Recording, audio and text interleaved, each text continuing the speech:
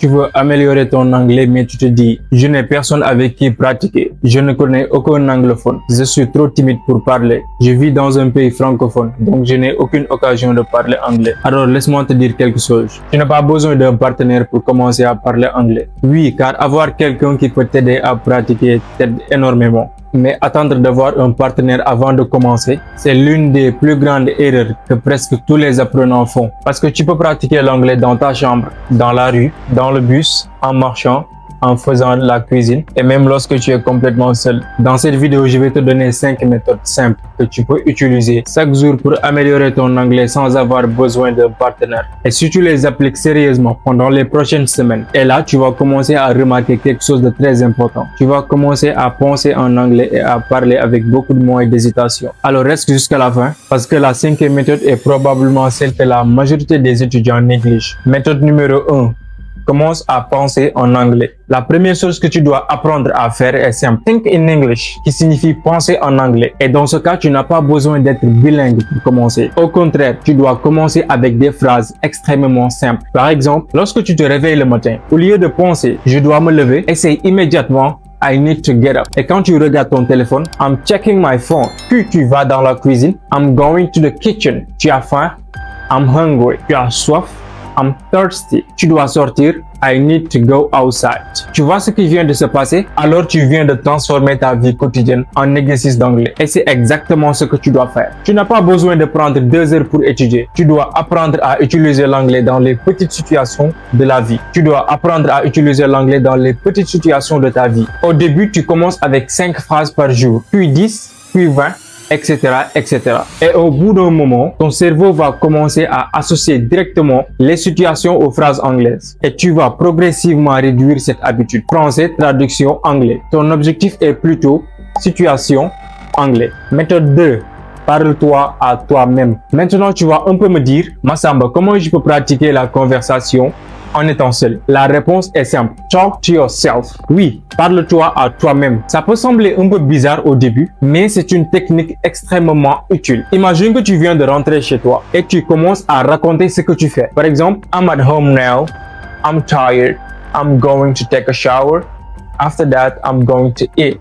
Puis augmente progressivement la difficulté. Par exemple, today was a busy day because I had a lot of things to do. Puis pose-toi des questions. What did I do today? Et réponds, today I went to school, I studied English, and I met my friends. Tu viens de créer une conversation toi-même. Et personne ne va te juger cette fois-ci. Tu peux faire des erreurs et recommencer toute seule. C'est ça la magie de se parler toute seule. Et surtout, tu développes une compétence essentielle. La capacité à produire des phrases spontanément. Parce que connaître 5000 mots ne signifie pas forcément savoir parler anglais. Le vrai défi est de pouvoir rapidement utiliser les mots que tu connais. Méthode numéro 3. Utilise le shadowing. La 3e méthode s'appelle le shadowing. Et c'est ma préférée celle-ci. Car lorsque tu veux améliorer ta prononciation, ton rythme ou bien ta compréhension orale, tu dois absolument essayer cette technique. Le principe est très simple. Tu prends une vidéo, un podcast ou même un audio en anglais. Tu écoutes par exemple une phrase ou bien un paragraphe, puis tu la répètes immédiatement en essayant d'imiter la personne. Par exemple, la personne dit « What are you doing ?» Tu répètes la même chose « What are you doing ?» Elle dit « I'm going to work ». Tu vas aussi répéter la même chose. I'm going to work.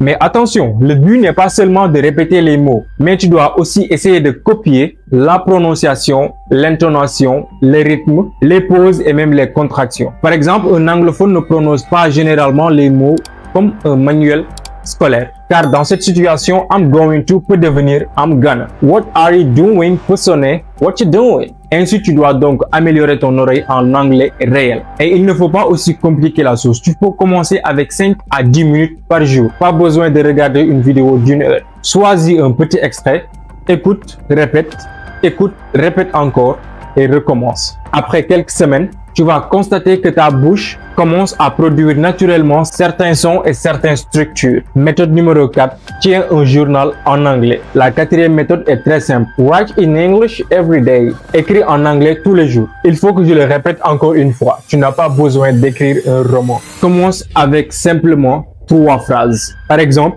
today I woke up at 7 a.m. I went to school. I studied English in the evening. C'est suffisant. Le lendemain, ajoute quelques détails. Today was a good day. because I learned something new. Puis progressivement, tu peux écrire un petit paragraphe. Par exemple, today I went to school in the morning. I studied for 2 hours and then I came back home. In the evening, I watched an English video and learned 5 new expressions. Tu travailles ainsi plusieurs compétences en même temps.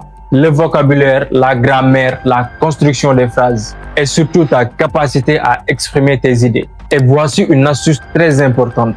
Ne cherche pas à écrire quelque chose de compliqué, mais plutôt cherche à écrire quelque chose que tu peux réellement dire. Parce que ton objectif final n'est pas d'écrire un anglais parfait, mais ton objectif est de communiquer. Méthode numéro 5. Enregistre-toi. Et voici la méthode que je recommande particulièrement. Record yourself. Enregistre-toi. Prends simplement ton téléphone, ouvre l'application dictaphone et parle pendant 1 minute. Par exemple, Hi everyone, my name is Masamba. Today I want to talk about my day. I woke up at 7 o'clock.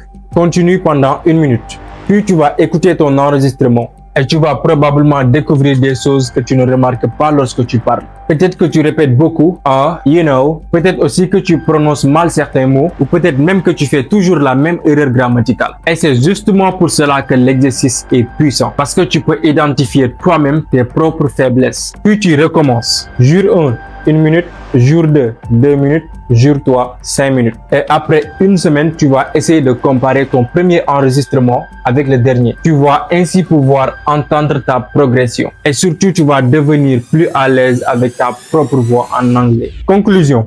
Alors, rappelle-toi de ces 5 méthodes. Number 1, think in English. Number 2, talk to yourself. Number 3, use shadowing. Number 4, write every day. Number 5, record yourself. Ainsi, avec ces 5 méthodes-là, tu n'as pas besoin d'attendre d'avoir un partenaire. Tu n'as pas aussi besoin d'être parfaitement à l'aise. Et surtout, tu n'as pas besoin d'être parfait pour commencer à parler. Commence avec les mots que tu connais. Fais des erreurs, corrige-les, répète et continue. Parce que le meilleur moment pour commencer à pratiquer ton anglais, ce n'est pas demain, mais c'est aujourd'hui même. Alors, si cette vidéo vous a aidé, n'hésite pas à t'abonner à English with Masamba. Parce que sur cette chaîne, je t'aide à améliorer ton anglais chaque jour avec des méthodes simples, pratiques et efficaces adaptées aux francophones. Et dis-moi dans les commentaires, I will speak English every day. Écris bien cette phrase dans les commentaires si tu acceptes le challenge. Keep learning, keep speaking and never stop improving. À très bientôt pour une nouvelle vidéo.